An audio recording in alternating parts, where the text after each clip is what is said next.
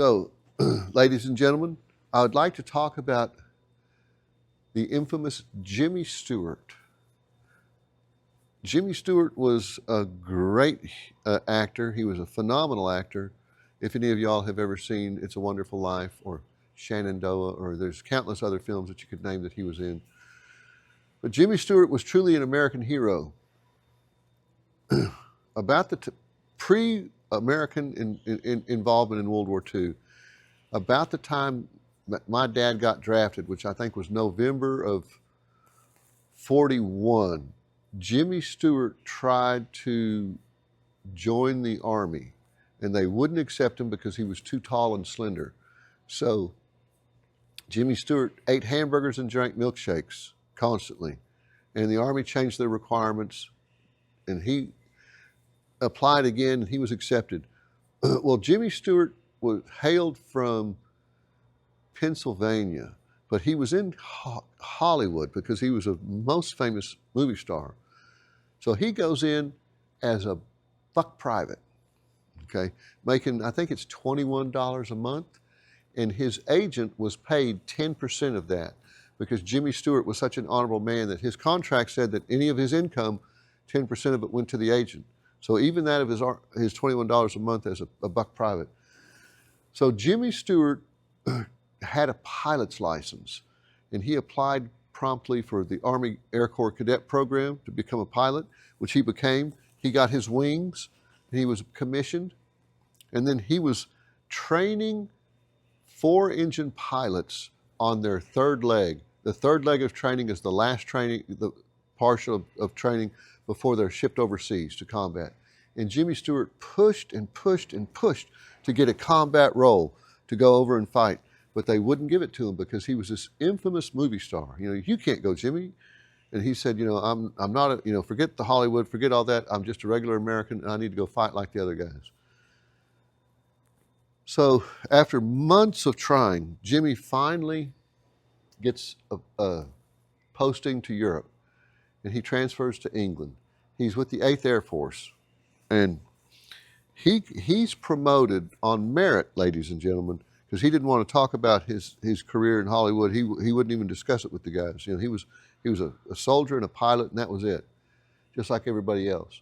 He went from buck private to colonel in about 3 or 4 years. So he's flying as a B-24 captain over Germany, out of England. He's flying bombing missions over Germany.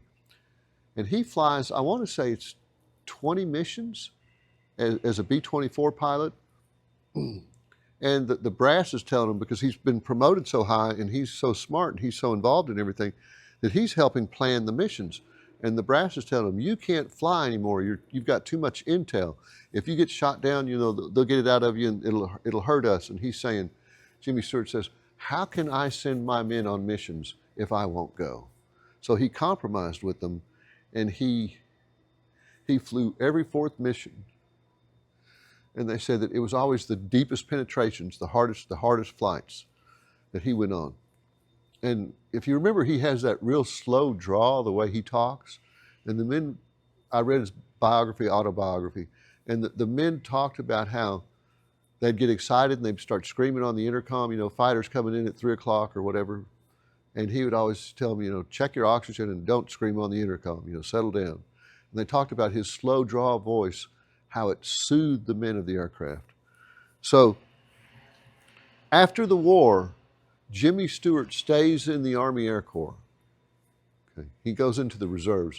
In 1947, the Army Air Corps becomes the Air Force. He's in the reserves.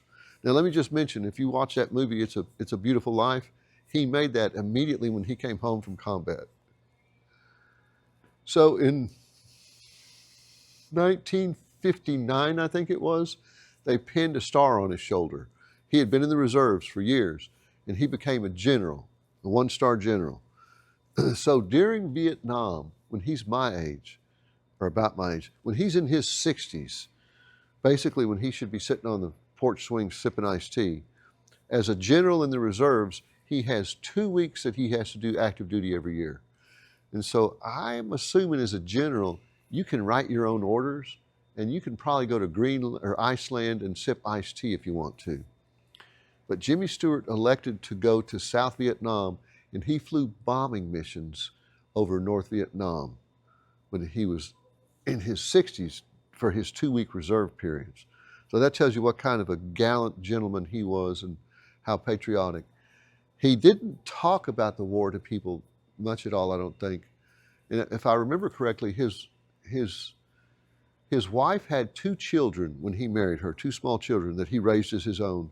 One of them was a boy, and I want to say that boy was killed in Vietnam as a Marine lieutenant, that he was putting a wounded guy in a helicopter when he got shot by a sniper. So Jimmy Stewart knew a lot of tragedy in his life. God bless Jimmy Stewart. Signing off from the World War II Museum.